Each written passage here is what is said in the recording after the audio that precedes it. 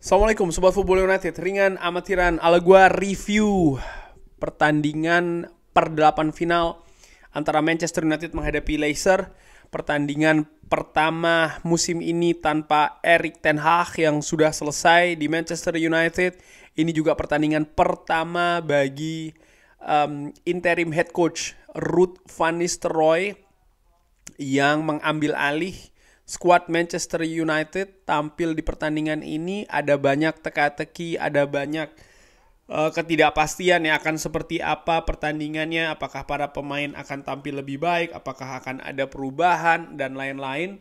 Dan ya kalau gue lihat dari bagaimana susunan pemain yang ditampilkan oleh Ruud van Nistelrooy, dan ini seperti yang gue perkirakan di preview, gue singgung memang mungkin tidak pas ya komposisi siapa-siapa yang diturunkan, tapi bagaimana komposisi formasi misalnya tidak berubah dari yang sebelumnya.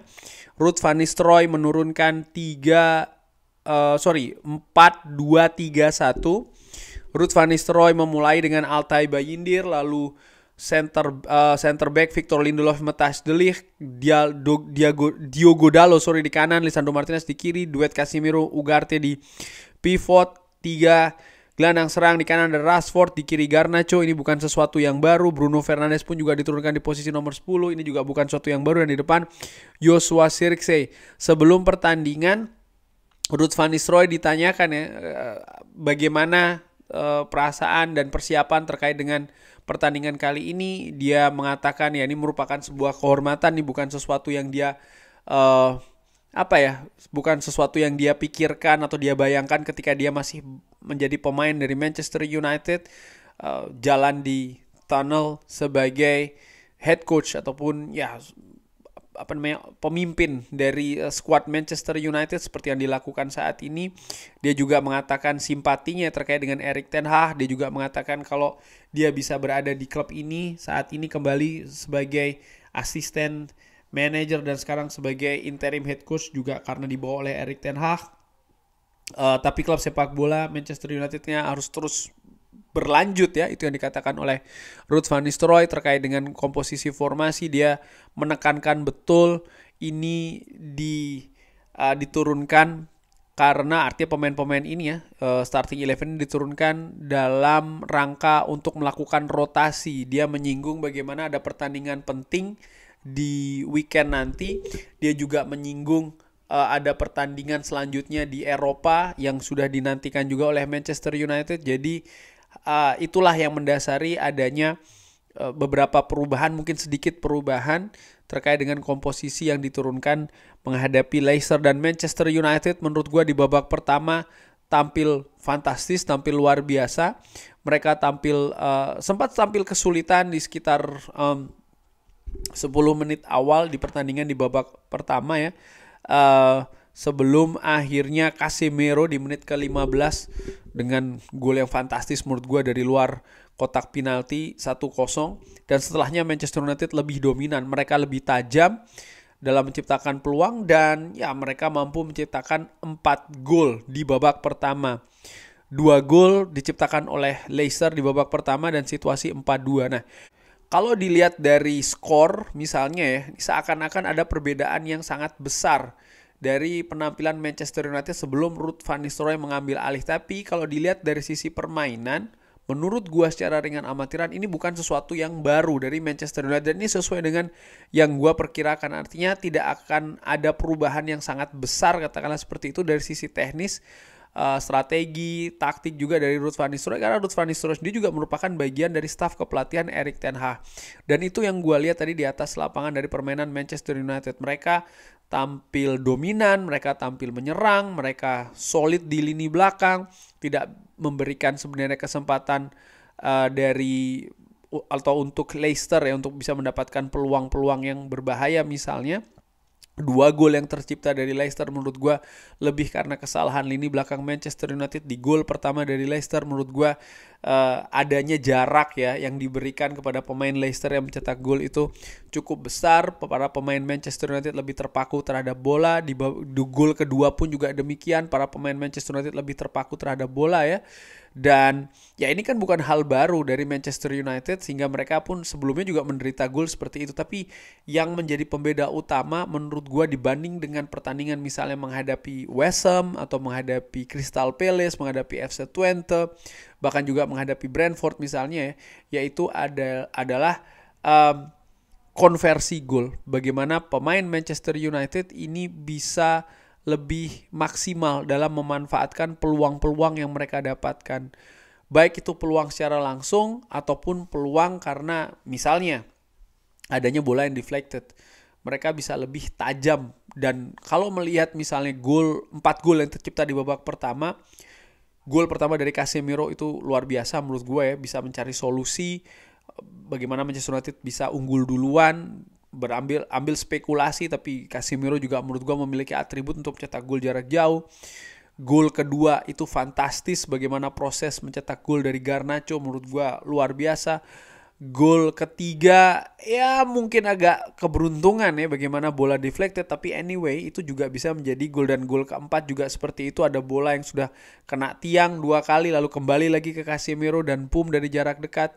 Gol kelima dari Manchester United juga berbau karena kesalahan dari pemain Leicester. Tapi intinya Manchester United bisa mendapatkan hal yang tidak mereka peroleh di pertandingan sebelumnya menghadapi West Ham ataupun juga pertandingan-pertandingan sebelumnya lagi ya, yaitu adalah efektivitas dan juga konversi ketajaman para pemain Manchester United di depan gawang lawan. Sekali lagi, ada proses gol karena keberuntungan, ada proses gol karena memang skema yang bagus dan lain-lain, tapi pada intinya Manchester United bisa mencetakkan 5 gol, dan ini yang menjadi pembeda utama. Lain-lainnya menurut gue secara ringan amatiran, dari cara mereka bermain ya dan lain-lain hampir sama. Di babak kedua misalnya, Manchester United sempat terdominasi oleh Leicester, terutama di awal-awal babak kedua, di mana ketika skor 4-2 Leicester ini berusaha untuk bisa mengejar ketertinggalannya. Karena kalau mereka bisa mencetak gol ketiga, artinya situasi 4-3, ini akan menempatkan Manchester United pada pada posisi yang sulit.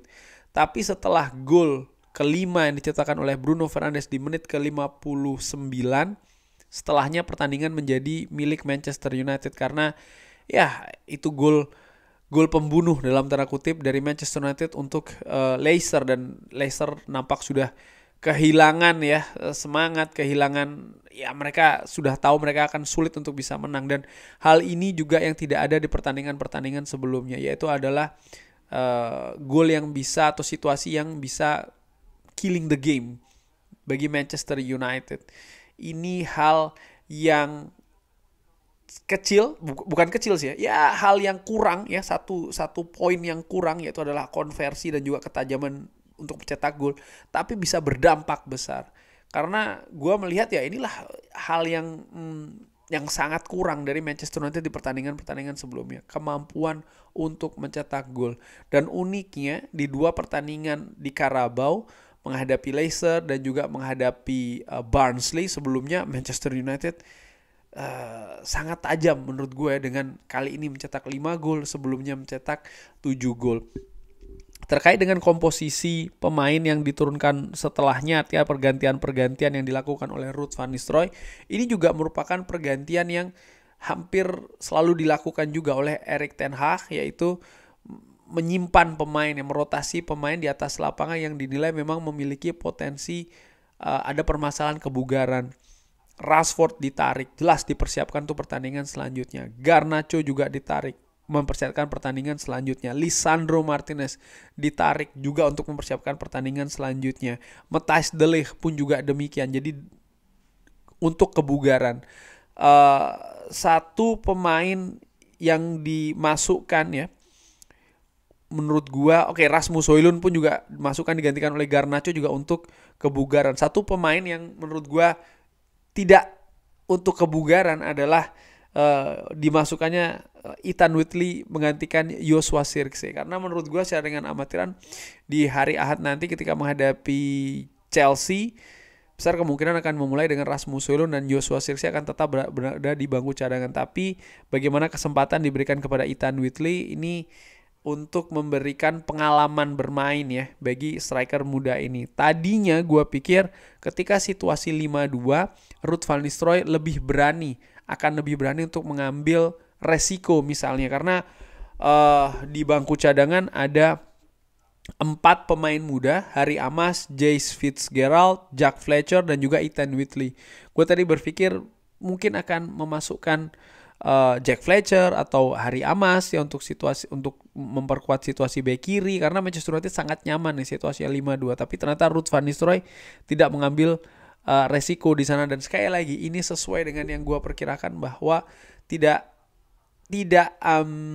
akan ada ya dalam periode yang mungkin nanti cukup singkat bagi Ruud van Nistelrooy mengambil alih dari Erik ten Hag sebelum datangnya Ruben Amorim, adanya perubahan-perubahan yang radikal, yang besar terkait dengan formasi, lalu juga pemain yang diturunkan, nampaknya tidak seperti itu. Jadi ini hanya melanjutkan, dan tadi yang ditunjukkan di atas lapangan pun seperti itu.